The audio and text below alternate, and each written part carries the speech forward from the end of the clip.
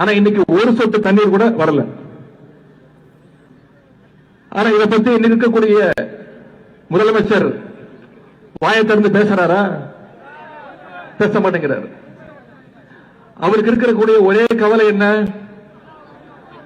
திமுக மேல என்ன பொய் வழக்கு போடலாம், என்ன பொய் கேஸ் போடலாம்.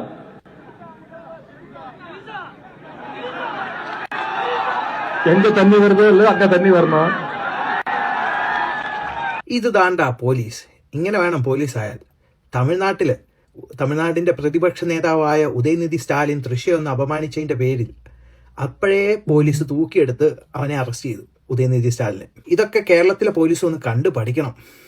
തമിഴ്നാട്ടിൽ ഉദയനിധി സ്റ്റാലിൻ തൃശ്ശിയൊന്ന് അപമാനിച്ചതിന്റെ പേരിലാണ് ഇപ്പോൾ ഈ കേസ്. ഇതുപോലെ തന്നെ നമ്മുടെ നാട്ടിലും നടന്നായിരുന്നു, കേരളത്തിലും കഴിഞ്ഞ ഒരാഴ്ചയ്ക്ക് മുമ്പ്.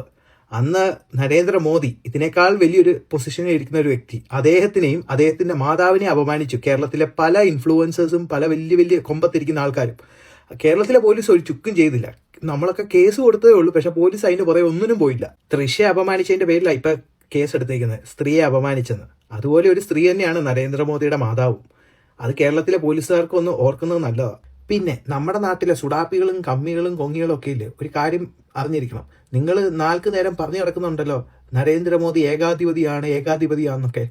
ഈ പറഞ്ഞ നരേന്ദ്രമോദിയെയും അദ്ദേഹത്തിന്റെ മാതാവിനെയും ഇതുപോലെ സോഷ്യൽ മീഡിയയിലൊക്കെ വന്ന് പച്ചയ്ക്ക് അധിക്ഷേപിച്ച വ്യക്തികളെയൊക്കെ അദ്ദേഹം മാപ്പ് കൊടുത്തു വിട്ടു. അദ്ദേഹത്തിന് ഒരു പരാതിയില്ലെന്ന്.